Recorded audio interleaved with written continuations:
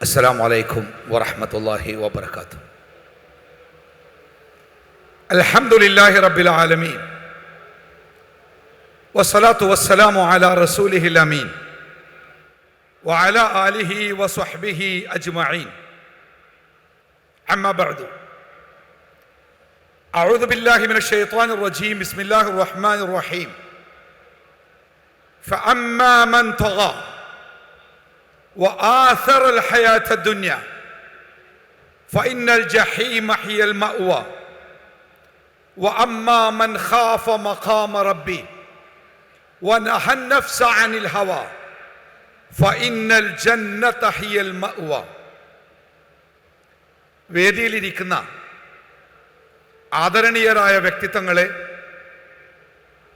കേരള നദ്വത്തുൽ മുജാഹിദീൻ്റെ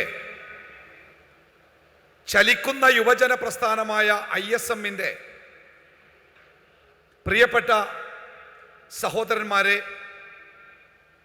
ISMന്റെ നേരിൻ്റെ ശബ്ദം കേൾക്കാൻ ഇവിടെ എത്തിച്ചേർന്ന ബഹുമാനമുള്ള സഹോദരന്മാരെ, സഹോദരിമാരെ, സർവശക്തനായ അള്ളാഹുവിൻ്റെ വിധിവിലക്കുകൾ, നിയമനിർദ്ദേശങ്ങൾ ജീവിതത്തിലുടനീളം കൃത്യമായി കാത്തു സൂക്ഷിക്കണം എന്ന് ഓർമ്മപ്പെടുത്തുകയാണ്.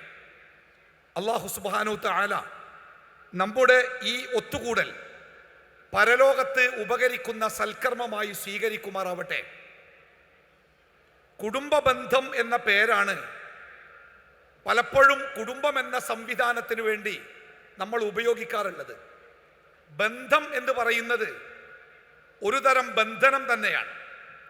നമ്മൾ ഇഷ്ടപ്പെട്ടാലും ഇല്ലെങ്കിലും ചില നിയമത്തിൻ്റെ അടിസ്ഥാനത്തിൽ നമ്മളെ ബന്ധിപ്പിച്ചു നിർത്തുന്ന ഒരു ചരടാണ് സത്യത്തിൽ കുടുംബ ബന്ധത്തിൻ്റെ ആധാരം.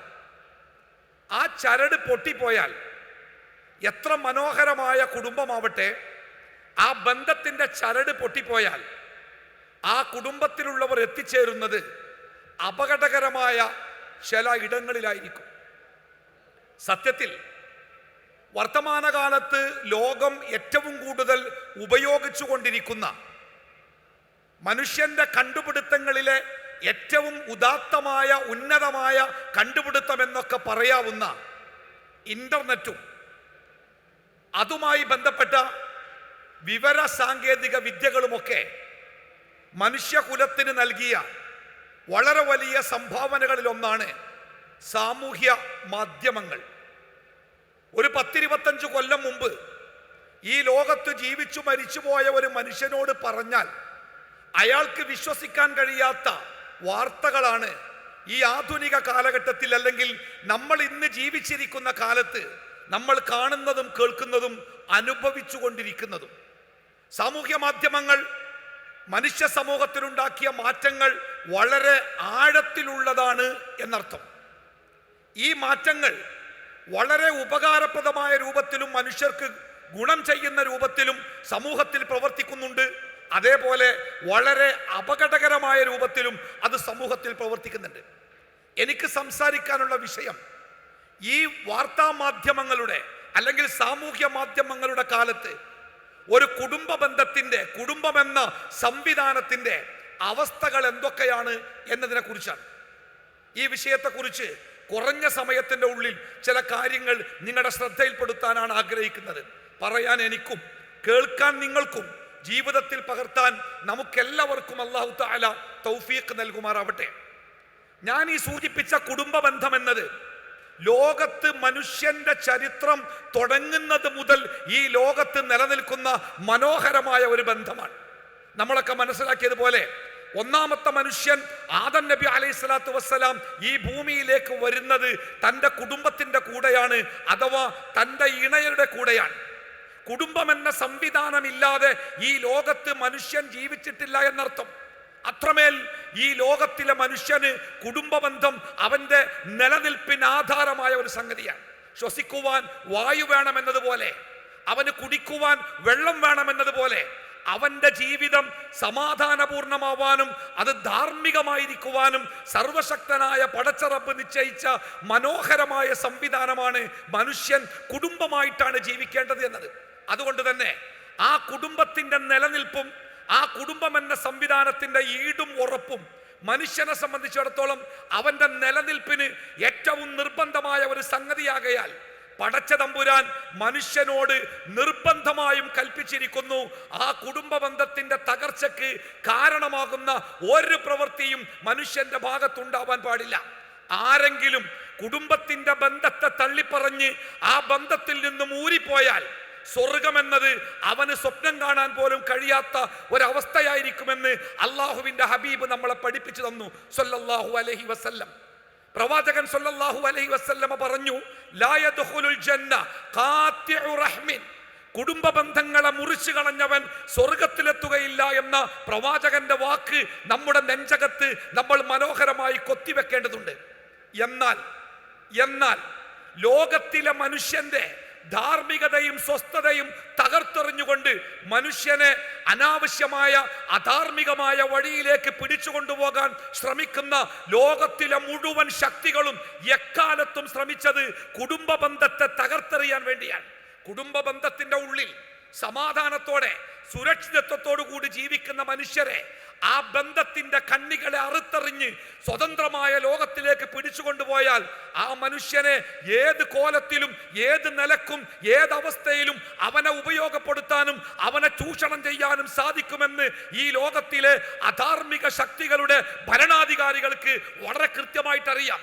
അതുകൊണ്ട് തന്നെ നാളുകളേറെയായി അവർ ശ്രമിച്ചുകൊണ്ടിരുന്നു. സ്വതന്ത്രവാദത്തിന്റെ പേരിൽ, ലിബറൽ സിദ്ധാന്തങ്ങളുടെ പേരിൽ, ദൈവനിഷേധത്തിന്റെ പേരിൽ, ആത്മീയതയുടെ നിഷേധത്തിന്റെ പേരിൽ, പല പേരുകളിലും കുടുംബത്തിന്റെ ചങ്ങലക്കണ്ണികളിൽ നിന്ന്, കുടുംബ ബന്ധത്തിന്റെ ഉത്കൃഷ്ടമായ അതിന്റെ ബന്ധത്തിൽ നിന്ന് മനുഷ്യരെ അറുത്തെടുത്ത് മനുഷ്യനെ ഒറ്റക്കാക്കിയ മനുഷ്യനെ അവനെ ചൂഷണം ചെയ്യുവാനും അവനെ വേട്ടയാടുവാനും എളുപ്പമാണ് എന്ന് അവർക്കറിയാം. അതുകൊണ്ട് തന്നെ മനുഷ്യനെ കുടുംബ ബന്ധത്തിന്റെ ബന്ധനത്തിൽ നിന്ന് വേർപെടുത്താൻ എക്കാലത്തും ഈ ലോകത്ത് ശ്രമങ്ങൾ ഉണ്ടായിട്ടുണ്ട്. ആ ശ്രമങ്ങൾക്ക് വെള്ളവും വളവും നൽകുന്ന ഒരു വലിയ സംവിധാനമായി നമ്മുടെ സാമൂഹ്യ മാധ്യമങ്ങൾ മാറിക്കൊണ്ടിരിക്കുന്ന സങ്കടകരമായ ഒരു അവസ്ഥ നമ്മൾ കണ്ടുകൊണ്ടിരിക്കുന്നു, കേട്ടുകൊണ്ടിരിക്കുന്നു. ഈ രംഗത്ത് ഇന്ത്യയിലെ തന്നെ അറിയപ്പെടുന്ന ഒരു എഴുത്തുകാരിയുടെ ലേഖനം ഈ വിഷയവുമായി ബന്ധപ്പെട്ട് ഞാൻ വായിച്ചു. ആ ലേഖനത്തിൽ ആ എഴുത്തുകാരി സൂചിപ്പിച്ചത് സാമൂഹ്യ മാധ്യമങ്ങൾ ഈ ലോകത്ത് നിർവഹിച്ച ഏറ്റവും മനോഹരമായ സംഭാവനയായി ആ സഹോദരി രേഖപ്പെടുത്തിയത്, കുടുംബം എന്ന് പറയുന്നത് കൂടുമ്പോൾ ഇമ്പമുള്ള ഒരു വേദിയാണെങ്കിൽ അതിനേക്കാൾ കൂടുതൽ ഇമ്പമുള്ള സൗഹൃദത്തിന്റെ ലോകത്തിലേക്ക് കുടുംബത്തിലുള്ളവരെ പറിച്ചെടുക്കാനും കുടുംബ ബന്ധത്തിന്റെ ബന്ധനങ്ങളെ പൊട്ടിച്ചെറിഞ്ഞുകൊണ്ട് സൗഹൃദത്തിന്റെ വിശാലമായ ലോകത്തിലേക്ക് മനുഷ്യരെ കൊണ്ടെത്തിക്കുവാൻ സാമൂഹ്യ മാധ്യമങ്ങൾക്ക് സാധിച്ചു എന്നത് സാമൂഹ്യ മാധ്യമങ്ങൾ ഈ ലോകത്ത് നിർവഹിച്ച ഏറ്റവും പ്രധാനപ്പെട്ട സംഭാവനയാണ് എന്നാണ് ആ സഹോദരി എഴുതി വെച്ചത്. പ്രിയപ്പെട്ടവരെ, ഈ പറഞ്ഞ ആശയത്തിന്റെ ആഴം എന്താണെന്ന് നിങ്ങൾക്കറിയുമോ? ബാപ്പയെ വേണ്ട, ഉമ്മയെ വേണ്ട, ഭർത്താവിനെ വേണ്ട, ഭാര്യയെ വേണ്ട, സഹോദരനെ വേണ്ട, സഹോദരിയെ വേണ്ട, എൻ്റെ ഇഷ്ടങ്ങൾക്ക് തടസ്സം നിൽക്കാത്ത, എൻ്റെ ആഗ്രഹങ്ങൾക്ക് തടസ്സം നിൽക്കാത്ത, എൻ്റെ സ്വപ്നങ്ങളെ മുഴുവനും വളർത്തിയെടുക്കുവാൻ സാധിക്കുന്ന സ്വതന്ത്രമായ ഒരു ലോകത്തിലേക്ക് പറന്നു പോകാൻ ആധുനിക സാമൂഹ്യ സംവിധാനങ്ങളും ഈ സാമൂഹ്യ മാധ്യമങ്ങളും മനുഷ്യർക്ക് വലിയ രൂപത്തിൽ അവസരം നൽകുന്നുണ്ട് എന്നർത്ഥം. സത്യത്തിൽ ഇത് മനുഷ്യനെ സംബന്ധിച്ച് നന്മയാണോ അതല്ല തിന്മയാണോ എന്ന് മനുഷ്യന്റെ ചരിത്രം നമുക്ക് വ്യക്തമായി പറഞ്ഞു തരുന്നുണ്ട്. ഞാൻ നേരത്തെ സൂചിപ്പിച്ചു, കുടുംബ ബന്ധം എന്ന് പറയുന്നത് മനുഷ്യരെ അവൻ ഇഷ്ടപ്പെട്ടാലും ഇല്ലെങ്കിലും ചില ബന്ധനത്തിന്റെ അടിസ്ഥാനത്തിൽ മനുഷ്യരെ ചേർത്ത് നിർത്തലാണ്. എൻ്റെ പിതാവ്, ആ പിതാവിനോട് എനിക്ക് ചില ബന്ധങ്ങളുണ്ട്, ആ പിതാവിന് എന്നോട് ചില കടമകളും ബാധ്യതയുമുണ്ട്. എൻ്റെ മാതാവിനോട് എനിക്ക് ചില ബന്ധങ്ങളുണ്ട്, കടമകളുണ്ട്, കടപ്പാടുകളുണ്ട്. എൻ്റെ മാതാവിന് എന്നോട് ചില കടമകളും കടപ്പാടുകളുമുണ്ട്. ഭാര്യയ്ക്ക് ഭർത്താവിനോടും, ഭർത്താവിനോട് ഭാര്യയോടും, സഹോദരി സഹോദരന്മാർക്കും, ഒരു കുടുംബത്തിലെ ഓരോ അംഗങ്ങൾക്കും പരസ്പരമുള്ള ബന്ധങ്ങൾ എങ്ങനെയായിരിക്കണമെന്ന് നമ്മുടെ സൃഷ്ടാവ് വളരെ വ്യക്തമായും വളരെ കണിശമായും നമുക്ക് പഠിപ്പിച്ചു തന്നിട്ടുണ്ട്. എന്തിനാണ് ഈ ബന്ധങ്ങൾ? എന്തിനാണ് ഈ ബന്ധങ്ങൾ? ബാപ്പയും ഉമ്മയും തമ്മിലുള്ള ബന്ധമല്ലല്ലോ ഭാര്യയും ഭർത്താവും തമ്മിലുള്ള ബന്ധം. ആ ഭാര്യയും ഭർത്താവും തമ്മിലുള്ള ബന്ധമല്ലല്ലോ സഹോദരി സഹോദരന്മാർ തമ്മിലുള്ള ബന്ധം. ഒരു കുടുംബത്തിന്റെ ഉള്ളിലായിരിക്കുമ്പോൾ പോലും ബന്ധങ്ങളിൽ കർശനമായ ചില നിലപാടുകളാണ് മതം പഠിപ്പിച്ചത്. ഒരു സ്ത്രീ വന്ന് പ്രവാചകനോട് ചോദിക്കുന്നുണ്ട്, അള്ളാഹുവിന്റെ പ്രവാചകരെ, എന്റെ ഭർത്താവിന്റെ അടുത്ത കുടുംബക്കാരുമായി എന്റെ ബന്ധം എങ്ങനെയായിരിക്കണം? എന്റെ ഭർത്താവിന്റെ അടുത്ത കുടുംബക്കാരുമായി എന്റെ ബന്ധം എങ്ങനെയായിരിക്കണം? ആ ചോദ്യത്തിന് അള്ളാഹുവിന്റെ ഹബീബ് കൊടുത്ത മറുപടി, പ്രിയപ്പെട്ടവരെ, നമ്മുടെ കുടുംബത്തിന്റെ ചുമരുകളിൽ കൊത്തിവെക്കേണ്ട ഒരു വാക്കാണ് അള്ളാഹുവിന്റെ ഹബീബ് മറുപടിയായി പറഞ്ഞത്. അഥവാ നിന്റെ കുടുംബത്തിലെ നിന്റെ ഭർത്താവിന്റെ അടുത്ത കുടുംബക്കാരുമായുള്ള നിന്റെ ബന്ധം അത് ഏറ്റവും നിന്റെ ഭർത്താവിന്റെ അടുത്ത കുടുംബക്കാർ നിനക്ക് മരണമാണ്. അഥവാ മരണമെന്ന ആ സംഗതിയെ എത്ര ജാഗ്രതയോടുകൂടിയാണോ നീ നോക്കിക്കാണേണ്ടത്, അതേ രൂപത്തിലാണ് നിന്റെ ഭർത്താവിന്റെ അടുത്ത കുടുംബക്കാരുമായുള്ള ബന്ധത്തെ നീ നോക്കിക്കാണേണ്ടത്. എന്ന് പറഞ്ഞാൽ മാറ്റി നിർത്തേണ്ടതാണ് എന്നല്ല, എന്ന് പറഞ്ഞാൽ കൂടെ നിൽക്കാൻ പാടില്ല എന്നല്ല. പക്ഷേ ജാഗ്രതയോടെ, കരുതലോടെ തന്റെ ജീവിതത്തിന്റെ ഭദ്രതക്കും തന്റെ ജീവിതത്തിന്റെ മനോഹാരിതക്കും തന്റെ ജീവിതത്തിന്റെ സംശുദ്ധിക്കും താനും തന്റെ ഭർത്താവും ഒരുമിച്ചുള്ള ജീവിതത്തിനും കളങ്കമാകുന്ന രൂപത്തിൽ ഒന്നും അവരുടെ ഭാഗത്തു നിന്നുണ്ടാവാതിരിക്കാൻ ഒരു സ്ത്രീ കൃത്യമായ ശ്രദ്ധ പാലിക്കണമെന്നാണ് പ്രവാചകൻ ആ വാക്കുകൊണ്ട് നമ്മളെ പഠിപ്പിച്ചത്. അതേപോലെ തന്നെ സഹോദരി സഹോദരന്മാർ തമ്മിലുള്ള ബന്ധമായിരിക്കണം. മാതാപിതാക്കളോടുള്ള ബന്ധം എങ്ങനെയായിരിക്കണം? തന്റെ മാതാവിന്റെ സഹോദരിമാർ, നിന്റെ മാതാവിന്റെ സഹോദരിമാർ നിനക്ക് നിന്റെ മാതാവിനെ പോലെയാണ് എന്ന് പഠിപ്പിക്കുന്നതിലൂടെ ബന്ധത്തിന്റെ കൃത്യമായ നിയമങ്ങളാണ്, ബന്ധത്തിന്റെ കൃത്യമായ വഴികളാണ് അല്ലാഹു തആല നമ്മളെ പഠിപ്പിച്ചത്. എന്തിനാണ് ഈ നിർബന്ധമായ നിയമങ്ങളിലൂടെ ബന്ധങ്ങളെ ചേർത്തു പിടിച്ചത് എന്ന ചോദ്യത്തിന്റെ ഉത്തരം കൂടി നമ്മൾ കണ്ടെത്തേണ്ടതുണ്ട്. അഥവാ മനുഷ്യൻ എന്ന ജീവി ഈ ലോകത്ത് ഒറ്റക്ക് ജീവിക്കുവാൻ കഴിയാത്ത ജീവിയാണ്. അവന് താങ്ങ് വേണം, അവന് തണൽ വേണം, ആശ്വാസം നൽകാൻ ആള് വേണം, സമാധാനിപ്പിക്കാൻ ആള് വേണം. അവന് ജീവിതത്തിൽ തളർന്നു പോകുമ്പോൾ അവനെ താങ്ങി നിർത്താൻ അവന്റെ കൂടെ ആളുണ്ടാവണം. ഇഷ്ടപ്പെട്ടാലും ഇല്ലെങ്കിലും ശരി, ഒരു കുടുംബത്തിലെ അംഗങ്ങൾ തമ്മിൽ ഇഷ്ടത്തോടുകൂടിയും സ്നേഹത്തോടുകൂടിയും വർത്തിച്ചുകൊണ്ട് ഈ താങ്ങും തണലുമായി അവർ ജീവിക്കണമെന്നത് കുടുംബത്തിന്റെ നിലനിൽപ്പിന് ഏറ്റവും അനിവാര്യമായ സംഗതിയാണ്. അവിടെയാണ് സാമൂഹ്യ മാധ്യമങ്ങൾ പുതിയ വഴികൾ തുറന്നുകൊണ്ടിരിക്കുന്നത്. സാമൂഹ്യ മാധ്യമങ്ങൾ കുടുംബ ബന്ധങ്ങൾക്ക് ചില ഗുണങ്ങളൊക്കെ ചെയ്തിട്ടുണ്ട്, നമുക്കത് നിഷേധിക്കാനാവുകയില്ല. പലപ്പോഴും അകലെയുള്ള കുടുംബങ്ങളെ പോലും അടുത്തു കൊണ്ടുവരാനും ദൂരയായി കിടക്കുന്ന കുടുംബ ബന്ധങ്ങളെയൊക്കെ നമ്മുടെ മനസ്സിലേക്ക് കൊണ്ടുവരാനും ആ കുടുംബ ബന്ധങ്ങളെ ആധുനിക സംവിധാനങ്ങളിലൂടെ അല്ലെങ്കിൽ പുതിയ ഈ സംവിധാനങ്ങളിലൂടെ ആ ബന്ധങ്ങളെ ചേർത്ത് പിടിക്കാനും പലപ്പോഴും കുടുംബ ബന്ധങ്ങൾ പരസ്പരം കൈമാറ്റം ചെയ്യപ്പെടാനും നല്ല കാര്യങ്ങൾ പരസ്പരം പറഞ്ഞു കൊടുക്കാനും കുടുംബത്തിലുണ്ടാകുന്ന ചില സംഭവങ്ങളും കുടുംബത്തിലുണ്ടാവേണ്ട പരസ്പരം അറിയേണ്ട കാര്യങ്ങളെ പെട്ടെന്ന് അങ്ങോട്ടും ഇങ്ങോട്ടും അറിയിക്കാനും ഒക്കെ സാമൂഹ്യ മാധ്യമങ്ങൾ വലിയ രൂപത്തിൽ ഗുണം ചെയ്തിട്ടുണ്ട്.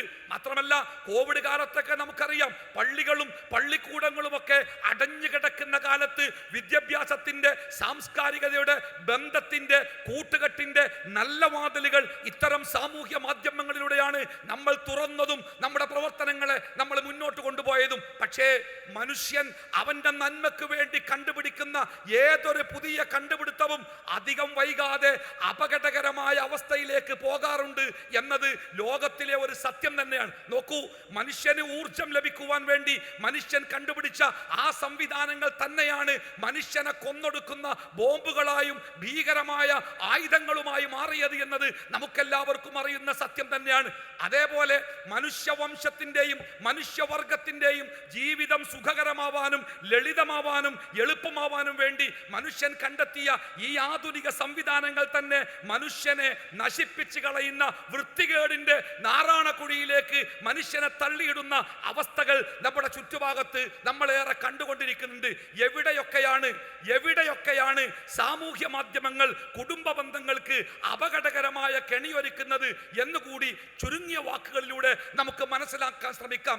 ഒന്നാമത്തേത്, സാമൂഹ്യ മാധ്യമങ്ങൾ എന്ന് പറയുന്നത് വളരെ വേഗത്തിൽ സഞ്ചരിക്കുന്ന ഒരു സംവിധാനമാണ്.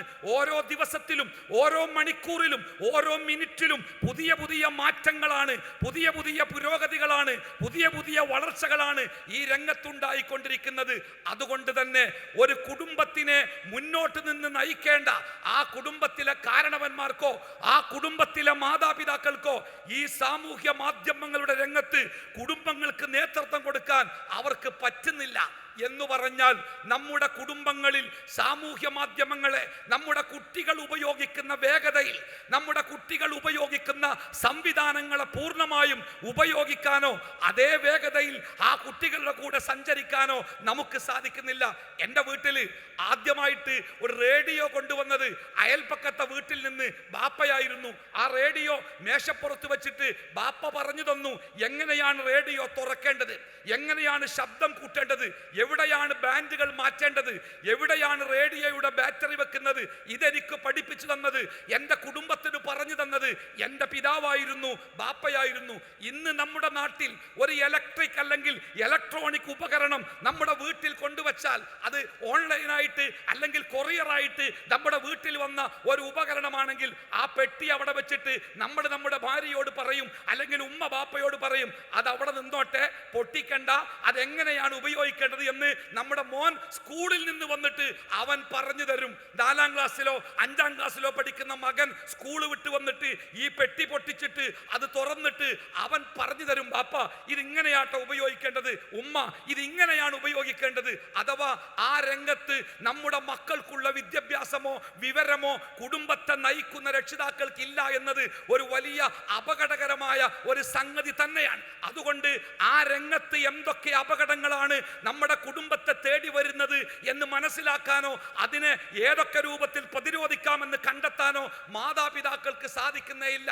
പ്രണയത്തിന്റെ വലയിൽപ്പെട്ട് കുടുങ്ങിപ്പോയ 12ാം ക്ലാസ്സിൽ പഠിക്കുന്ന ഒരു പെൺകുട്ടിയുമായി കൗൺസിലിംഗിന് വന്ന ഉമ്മ, ആ ഉമ്മ കരഞ്ഞുകൊണ്ടാണ് പറഞ്ഞത്, എൻ്റെ മകൾ വാട്സാപ്പ് ഉപയോഗിക്കുന്നത് എൻ്റെ മൊബൈൽ ഫോണിലാണ്, അവളുടെ സ്കൂളിലെ കാര്യങ്ങളൊക്കെ നോക്കുന്നത് എൻ്റെ മൊബൈൽ ഫോണിലാണ്, അവൾ ഫേസ്ബുക്ക് നോക്കുന്നത് എൻ്റെ അനുവാദത്തോടു കൂടി എൻ്റെ മൊബൈൽ ഫോണിലാണ്, ഞാൻ അവൾക്ക് സമയം നിശ്ചയിച്ചു കൊടുത്തിട്ടുണ്ട്, അവൾ ഫോൺ ഉപയോഗിച്ച് എനിക്ക് തിരിച്ചു തന്നാൽ ഞാൻ വാട്സാപ്പ് പരിശോധിക്കാറുണ്ട്, അവൾ ആരോടൊക്കെ സംസാരിച്ചു, എന്തൊക്കെ ഡിലീറ്റ് ചെയ്തു, എന്തെങ്കിലും ഒരു കാര്യം അവൾ ഡിലീറ്റ് ചെയ്തിട്ടുണ്ടെങ്കിൽ ഞാൻ അവളെ വിളിക്കും, ഇതെന്താണ് നീ ഡിലീറ്റ് ചെയ്തത്, ആർക്കയച്ചു കൊടുത്തതാണ് നീ ഡിലീറ്റ് ചെയ്തത്, എന്തായിരുന്നു അത്, ഞാൻ അവളോട് ചോദിക്കാറുണ്ട്. എന്നിട്ടും ഉസ്താദേ ഇത്രയൊക്കെ ശ്രദ്ധയോടുകൂടി ഞാൻ അവളെ നോക്കിയിട്ടും അവൾ എന്നെ പറ്റിച്ച് ഒരു ചെറുപ്പക്കാരനുമായി ഒരിക്കലും ഉണ്ടാവാൻ പാടില്ലാത്ത ഒരു ബന്ധത്തിലേക്ക് അവൾ പോയല്ലോ എന്നതെന്നെ ഭയപ്പെടുത്തുന്നുണ്ട്, എന്നെ സങ്കടപ്പെടുത്തുന്നുണ്ട്. ഞാൻ ആ ഉമ്മയോട് പറഞ്ഞു, നിങ്ങളൊന്ന് മാറി നിൽക്കിൻ, ഞാൻ ആ മോളോടൊന്ന് സംസാരിക്കട്ടെ. ഞാൻ ആ മകളോട് ഉമ്മ പറഞ്ഞ വാക്കുകൾ ആവർത്തിച്ചു. ഇത്രയേറെ ശ്രദ്ധയോടുകൂടി നിന്റെ ഉമ്മ നിന്നെ നോക്കിയിട്ടും എവിടെയാണ് മോളെ നീ നിന്റെ ഉമ്മയെ പറ്റിച്ചത്? പാതി ചിരിച്ചും പാതി കരഞ്ഞുകൊണ്ടും അവൾ പറഞ്ഞത്, എൻ്റെ ഉമ്മക്ക് വലിയ ശ്രദ്ധയാണ്, എൻ്റെ ഉമ്മക്ക് എന്നോട് വലിയ സ്നേഹമാണ്, എനിക്കതിൽ പരാതികളൊന്നുമില്ല, പക്ഷേ എൻ്റെ ഉമ്മക്ക് ആകപ്പാടെ വാട്സാപ്പും ഫേസ്ബുക്കും മാത്രമേ അറിയൂ, ഞാനത് വല്ലാതെ ഉപയോഗിക്കാറില്ല, ഞാൻ ഇൻസ്റ്റാഗ്രാമിലൂടെയാണ് ആ ചെറുപ്പക്കാരനുമായി പരിചയപ്പെട്ടതും അയാളുമായി ബന്ധം പുതുക്കുന്നതും, അതെൻ്റെ ഉമ്മക്കറിയില്ല. ഞാൻ ആ പെൺകുട്ടിയെ മാറ്റി നിർത്തി ആ ഉമ്മയോട് പറഞ്ഞു, ഉമ്മ നിങ്ങളുടെ മകൾ വാട്സാപ്പിലോ ഫേസ്ബുക്കിലോ അല്ല ഇൻസ്റ്റാഗ്രാമിലൂടെയാണ് അയാളെ പരിചയപ്പെട്ടതും അയാളുമായി ബന്ധം പുതുക്കിയതും. ആ ഉമ്മ കണ്ണുനീര് തുടച്ചുകൊണ്ട് എന്നോട് തിരിച്ചു ചോദിച്ചത്, ആരാണ് ഉസ്താദെ അവൾക്ക് ആ സാധനം വാങ്ങിക്കൊടുത്തത്, അത് അവൾക്ക് എവിടെ നിന്നാണ് കിട്ടിയത്, ആരാണ് അവൾക്ക് അത് കൊടുത്തത്, അത് കണ്ടുപിടിക്കണം, അയാളാണ് എൻ്റെ മകളെ നശിപ്പിച്ചത്. എനിക്ക് ചിരിക്കണോ കരയണോ എന്ന് തോന്നിയില്ല.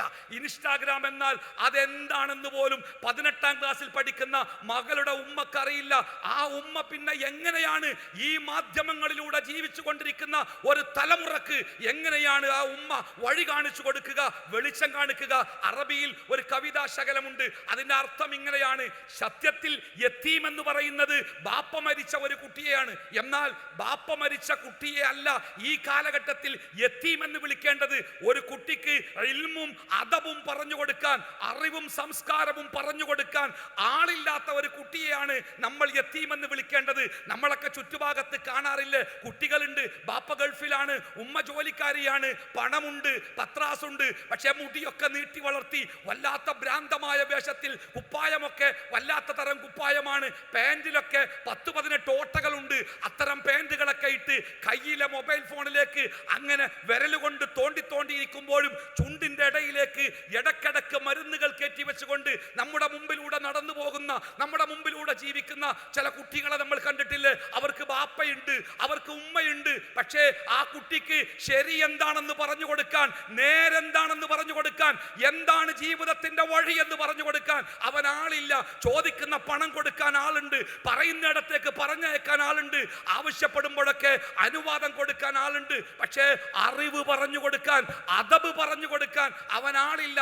അത്തരം കുട്ടികളെയാണ് വർത്തമാനകാലത്ത് യതീമെന്ന് വിളിക്കേണ്ടത് എന്ന് പറയുമ്പോൾ പ്രിയപ്പെട്ടവരെ, നമ്മുടെ വീടുകളിലെ കുട്ടികളൊക്കെ പലപ്പോഴും യതീമാവുന്നുണ്ട്. കാരണം പറഞ്ഞു കൊടുക്കാൻ നമുക്കറിയില്ല, അവർ എവിടെയാണ് നിൽക്കുന്നത് എന്ന് നമുക്കറിയില്ല, അവരുടെ കയ്യിൽ എന്താണുള്ളത് എന്ന് അവർക്കറിയില്ല. നിങ്ങൾക്കറിയുമോ? നിങ്ങൾ നിങ്ങളുടെ മകനോട് ചോദിക്കുക, നിങ്ങളുടെ മകളോട് ചോദിക്കുക, മകളെ നിനക്ക് ഇൻസ്റ്റാഗ്രാമിൽ ഒരു അക്കൗണ്ട് ഉണ്ടോ? ഇൻസ്റ്റാഗ്രാമിൽ നിനക്കൊരു അക്കൗണ്ട് ഉണ്ടോ? ഉണ്ടെങ്കിൽ നമ്മുടെ മകനോ മകളോ ഇൻസ്റ്റാഗ്രാമിൽ ഒരു അക്കൗണ്ട് ഉണ്ടെങ്കിൽ നിങ്ങൾ മനസ്സിലാക്കുക, ബോംബെ പട്ടണത്തിന്റെ നടുവിൽ നിങ്ങളുടെ മകളെ അല്ലെങ്കിൽ മകനെ കൊണ്ടു നിർത്തി നിങ്ങൾ തിരിച്ചു പോരുന്നത് പോലെ ലോകത്തെ മുഴുവനും ഒരു പട്ടണമായി കണ്ടാൽ ആ പട്ടണത്തിന്റെ നടുവിൽ എന്തും കിട്ടുന്ന, ആരെയും കിട്ടുന്ന, ആരുമായി ബന്ധപ്പെടാൻ സാധിക്കുന്ന, ആരോടും സംസാരിക്കാൻ പറ്റുന്ന, ആരുടെ സഹായവും തേടാൻ പറ്റുന്ന വല്ലാത്ത ഒരു ലോകത്തിന്റെ നടുവിലാണ് നമ്മുടെ കുട്ടികൾ അവരെ ഒറ്റക്ക് നിർത്തിക്കൊണ്ട് മടങ്ങിപ്പോരുന്ന മാതാപിതാക്കളുടെ സങ്കടമായ ചിത്രം നിങ്ങൾ മനസ്സിലൊന്ന് കാണുക. അതുപോലെയാണ് പുതിയ സംവിധാനങ്ങൾക്കിടയിൽ നമ്മുടെ മക്കൾ ഇരിക്കുന്നത്. മക്കൾ മാത്രമല്ല, വീടുകളിലെ മുതിർന്ന ആളുകളെ പോലും സാമൂഹ്യ മാധ്യമങ്ങൾ അപകടകരമായി ബാധിക്കുന്നുണ്ട്. പലപ്പോഴും ഒറ്റപ്പെടലുകൾ ഉണ്ടാവാതിരിക്കാൻ, ജീവിതത്തിൽ നിരാശകൾ ഉണ്ടാകുമ്പോൾ, മനസ്സിൽ സങ്കടങ്ങൾ ഉണ്ടാകുമ്പോൾ, ജോലിയുടെ സംഘർഷങ്ങൾ ഉണ്ടാകുമ്പോൾ, കുടുംബ ബന്ധങ്ങളിൽ വിള്ളൽ ഉണ്ടാകുമ്പോൾ, സമാധാനം തേടി, ആശ്വാസം തേടി സാമൂഹ്യ മാധ്യമങ്ങളിലൂടെ കടന്നു പോകുമ്പോൾ പലപ്പോഴും എത്തിപ്പെടുന്നത് അപകടകരമായ ചതിക്കുഴികളിലാണ് എന്ന് മനസ്സിലാക്കാൻ ഒരുപാട് അനുഭവങ്ങളൊന്നും നമ്മൾ അന്വേഷിക്കേണ്ടതില്ല. മുഖത്ത് ഒരു ചെറിയ സങ്കടം കണ്ടാലും ഇല്ലെങ്കിലും ഏതെങ്കിലും ഒരു ഭാഗത്ത് നിന്ന് ഒരുത്തന്റെ അന്വേഷണം വരും. എന്താ നിന്റെ മുഖത്തൊരു മ്ലാനത? എന്താ നിനക്കൊരു നിരാശ? എന്താ നിന്റെ സങ്കടം? ആ സങ്കടത്തിന്റെ കാരണം എന്താണെന്ന് അവളോ അവനോ പറയുന്നതോടുകൂടി ആ സങ്കടം പരിഹരിക്കുവാൻ വേണ്ടി ലോകത്തിന്റെ ഏതെങ്കിലും ഒരു ഭാഗത്ത് നിന്ന് അവളെ തേടി ആരെങ്കിലും വരും. ഒരു പെൺകുട്ടിയെ കുറിച്ച് അവളുടെ ഉമ്മ വന്ന് പറഞ്ഞത്, കോവിഡിന് ശേഷം എൻ്റെ മകൾ ആകപ്പാടെ മാറിപ്പോയി, 5 നേരം നമസ്കരിച്ചിരുന്ന, കൃത്യമായി മതപരമായ ചിട്ടകൾ പാലിച്ചിരുന്ന എൻ്റെ മകളാണ് ആകപ്പാടെ വഴി മാറിപ്പോയിട്ടുണ്ട്. അവസാനം മകളോട് ചോദിച്ചപ്പോൾ അവൾ പറഞ്ഞത്, കോവിഡ് കാലത്താണ് മൊബൈൽ ഫോണിലൂടെ കൊറിയയിലുള്ള ഒരു കമ്പനിയുമായി അവൾ ബന്ധപ്പെടുന്നത്. ആ ബന്ധത്തിന്റെ തുടക്കം വളരെ മനോഹരമായിരുന്നു. അവൾ ഒരു പാട്ട് പാടിയിട്ട് അത് പോസ്റ്റ് ചെയ്യുകയാണ്. പിന്നെ ഒരു അന്വേഷണം വരികയാണ്. ആ പാട്ടിന്റെ ശബ്ദത്തിന്റെ ഉടമയെ കുറിച്ചാണ് അന്വേഷണം. ആ പാട്ടിന്റെ ഉടമയെ കണ്ടെത്തിയപ്പോൾ അവരാവശ്യപ്പെട്ടത് കൊറിയൻ ഭാഷയിലെ ഒരു പാട്ട് നിങ്ങൾക്ക് പാടാൻ പറ്റുമോ എന്നാണ്. ആ കുട്ടിക്ക് എഴുതി കൊടുത്ത അല്ലെങ്കിൽ പറഞ്ഞു കൊടുത്ത പോലെ അവൾ ആ പാട്ട് പാടിയപ്പോൾ അവൾക്ക് എമ്പാടും അനുമോദനങ്ങളായി, എമ്പാടും അംഗീകാരങ്ങളായി, അവളെ പ്രശംസിച്ചുകൊണ്ട് എമ്പാടും ആളുകൾ വന്നപ്പോൾ ആ പെൺകുട്ടിക്ക് പൊതുവെ കൊറിയയോടും, കൊറിയൻ ഭാഷയോടും, കൊറിയൻ സംസ്കാരത്തോടും, കൊറിയൻ സിനിമകളോടും, കൊറിയൻ ഡ്രാമകളോടും ആ പെൺകുട്ടിക്ക് വല്ലാത്ത ഇഷ്ടമുണ്ടാവുകയും പിന്നീട് അവൾക്ക് അവളുടെ കുടുംബത്തോടും, നാടിനോടും, സംസ്കാരത്തോടും, മതത്തിനോടും അവൾക്ക് പുച്ഛമുണ്ടാവുകയും ചെയ്തു എന്നാണ് അവളുമായുള്ള സംസാരത്തിൽ എനിക്ക് ബോധ്യപ്പെട്ട സംഗതി. എൻ്റെ പ്രിയപ്പെട്ടവരെ, ഇവിടെ ഒരു നിസ്സഹായത നമ്മുടെ മുമ്പിലുണ്ട്.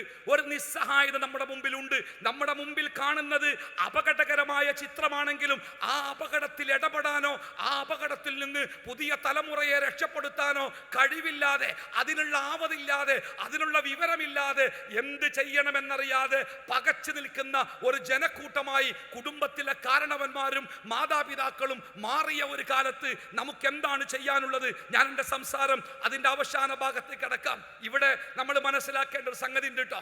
ലോകത്ത് പല കാലഘട്ടത്തിലും പല രൂപത്തിലുള്ള തിന്മകൾ ഈ ലോകത്ത് വന്നിട്ടുണ്ട്.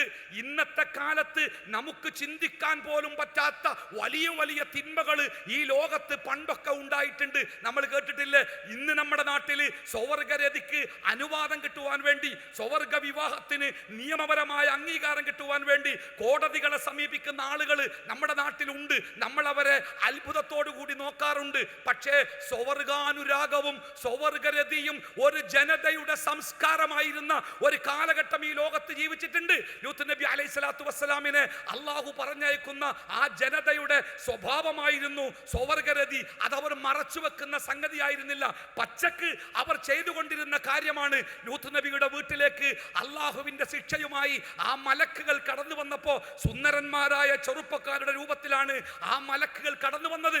ആ സുന്ദരന്മാരായ ചെറുപ്പക്കാരെ അവരെ തങ്ങൾക്ക് വിട്ടുകിട്ടണം, അവരെ ഞങ്ങൾക്ക് വേണം. നൂഹേ, അവരെ ഇറക്കി വിട്, ഞങ്ങൾ അവരെ കൊണ്ടുപോകട്ടെ, ഞങ്ങളുടെ ലൈംഗികമായ ആസ്വാദനത്തിന് ഞങ്ങൾക്ക് അവരെ വേണമെന്ന് പച്ചക്ക് പട്ടാപ്പകല് ലൂത്ത് നബിയുടെ വീട്ടുമുറ്റത്ത് വന്ന് തിരമാല പോലെ ആർത്തു വിളിച്ച ഒരു ജനതയുടെ കഥ ഖുർആനിൽ നമ്മൾ കേട്ടിട്ടില്ലേ? അവസാനം ലൂത്ത് നബി അലൈഹി സ്വലാത്തു വസ്സലാം അവരോട് ചോദിച്ചില്ലേ, അല്ല കൂട്ടരെ, വിവേകമുള്ള ഒരുത്തനെങ്കിലും നിങ്ങളുടെ കൂട്ടത്തിലില്ലേ എന്ന് ചോദിച്ച കാലഘട്ടം മുമ്പുണ്ടായിട്ടുണ്ട്. നിങ്ങൾക്കറിയില്ലേ, യൂസുഫ് നബി അലൈഹി സ്വലാത്തു വസ്സലാമിനെ അസീസിന്റെ ഭാര്യ കടന്നു പിടിച്ച കഥ കഥയായും കഥാപ്രസംഗമായും പാട്ടായും നമ്മളൊക്കെ ഒരുപാട് കേട്ടിട്ടുണ്ട്. അസീസിന്റെ ഭാര്യ തന്റെ വീട്ടിലെ ചെറുപ്പക്കാരനെ, പണിക്കാരനെ, അടിമച്ചെറുക്കനെ പിടിച്ചു, അതേറെ മാനക്കേടായി എന്ന് നാട്ടിലെ പ്രമാണിമാരായ ആളുകളുടെ ഭാര്യമാര്, സ്ത്രീകൾ വിളിച്ചു പറഞ്ഞപ്പോ ഈ അസീസിന്റെ ഭാര്യ എന്ന ആ സ്ത്രീ എന്താ ചെയ്തത്? നാട്ടിലെ പ്രമാണിമാരായ ഭാര്യമാരെ, പ്രമാണിമാരുടെ ഭാര്യമാരെ ഒരു സദ്യക്ക് വിളിച്ച് അവർ സദ്യയുടെ അവസാനം ഒരു കത്തിയും ആപ്പിളും അവരുടെ കയ്യിൽ കൊടുത്ത് അവർക്കിടയിലൂടെ യൂസുഫ് നബിയോട് നടക്കാൻ കൽപ്പിച്ച് യൂസുഫ് നബിയുടെ അപാരമായ വല്ലാത്ത സൗന്ദര്യത്തിൽ കണ്ണുമഞ്ഞളിച്ചു പോയി ആ സ്ത്രീകൾ വിരൽ തലപ്പുകൾ ചെത്തിക്കളഞ്ഞ ഒരു കഥ നമ്മൾ കേട്ടിട്ടുണ്ട്. ആ വിരൽ തലപ്പുകൾ ചെത്തിക്കളഞ്ഞ് ചോരയൊലിപ്പിച്ച് അന്തം വിട്ടു നിൽക്കുന്ന, ഇതൊരു മനുഷ്യനല്ല കേട്ടോ, ഇതൊരു മലക്കാണെന്ന് വിളിച്ചു പറഞ്ഞ ആ സ്ത്രീകളോട് അസീസിന്റെ ഭാര്യ പറഞ്ഞൊരു വാക്കുണ്ട്, ഇവന്റെ കാര്യത്തിലാണ് നിങ്ങൾ എന്നെ കുറ്റപ്പെടുത്തിയത്. ഒരൊറ്റ കാഴ്ചയിൽ നിങ്ങൾ നിങ്ങളുടെ വിരലുകൾ മുറിച്ചു കളഞ്ഞു എങ്കിൽ 24 മണിക്കൂറും എന്റെ വീട്ടിന്റെ ഉള്ളിൽ ഇവനെ കണ്ടുകൊണ്ടിരിക്കുന്ന ഞാൻ അവനെ കടന്നുപിടിച്ചത് ഒരത്ഭുതമാണോ? അത് അത്ഭുതമേ അല്ല എന്ന് മാത്രമല്ല, എനിക്കവനെ വേണം, എനിക്കവനെ വേണം. എന്റെ ഇഷ്ടങ്ങൾക്ക് അവൻ എന്റെ കൂടെ നിൽക്കണം. ഇല്ലെങ്കിൽ ഞാൻ അവനെ വേദനാജനകമായ ശിക്ഷയിലേക്ക് പറഞ്ഞയക്കും, ഞാൻ അവനെ ജയിലിൽ അടക്കുമെന്ന് ആ സ്ത്രീ ഒച്ചയ്ക്കാണ് പറഞ്ഞത്, ഉറച്ചാണ് പറഞ്ഞത്, ശബ്ദമുയർത്തിയാണ് പറഞ്ഞത്.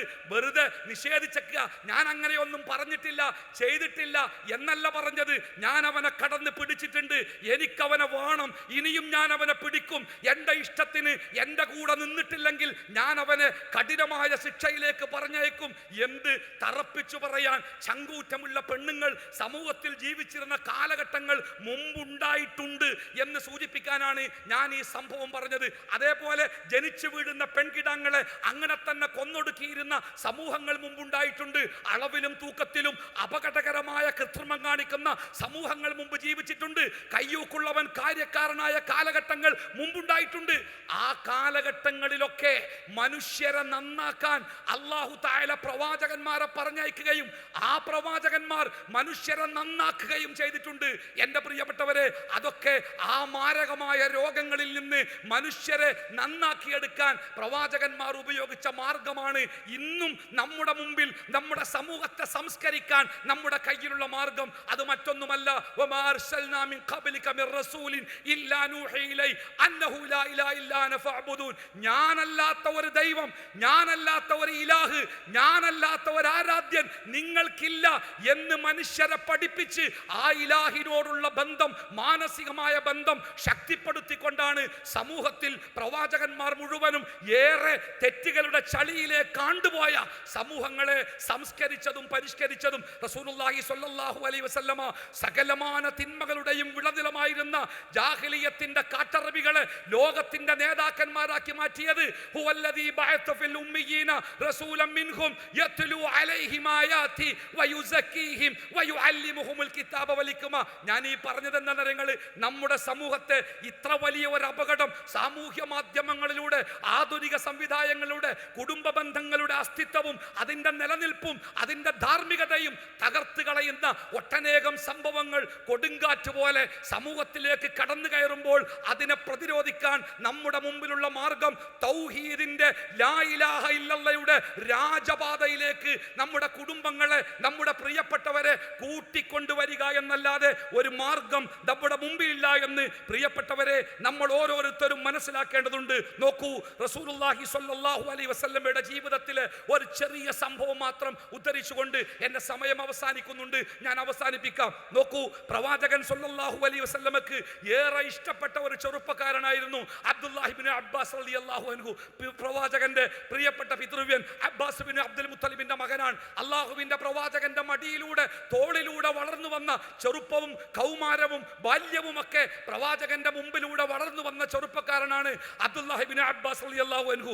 ആ അബ്ദുല്ലാഹി ഇബ്നു അബ്ബാസ് റളിയല്ലാഹു അൻഹു ഒരിക്കൽ പ്രവാചകന്റെ ഒട്ടകപ്പുറത്ത്, പ്രവാചകന്റെ പിന്നിൽ, പ്രവാചകന്റെ ദേഹത്തോട് ചേർന്നിരുന്നു കൊണ്ട് അദ്ദേഹം യാത്ര ചെയ്യുകയാണ്. ആ സമയത്ത് തന്റെ പിന്നിലുള്ള, താനേറെ സ്നേഹിക്കുന്ന, തനിക്കേറെ വേണ്ടപ്പെട്ട ആ ചെറുപ്പക്കാരനോട് അള്ളാഹുവിന്റെ ഹബീബ് കൊടുക്കുന്ന ഒരു ഉപദേശമുണ്ട്. പ്രിയപ്പെട്ടവരെ, നമ്മുടെ കുടുംബങ്ങളിലെ മക്കളെ ചേർത്ത് പിടിച്ചുകൊണ്ട് അവരുടെ കണ്ണിന്റെ ആഴങ്ങളിലേക്ക് നോക്കിക്കൊണ്ട് ഈ ഉപദേശം അവർക്ക് കൊടുക്കാൻ നമ്മൾ മറക്കരുത്.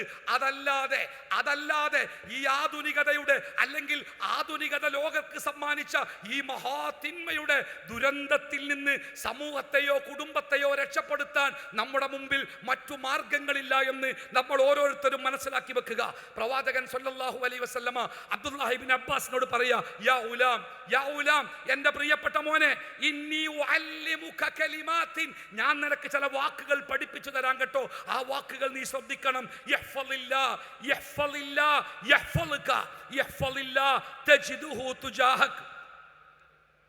മോനെ, നീ അല്ലാഹുവിനെ സൂക്ഷിക്കണം. പ്രിയപ്പെട്ടവരെ, നമ്മുടെ മക്കളോട് ഇതല്ലാതെ എന്താ പറയാനുള്ളത്?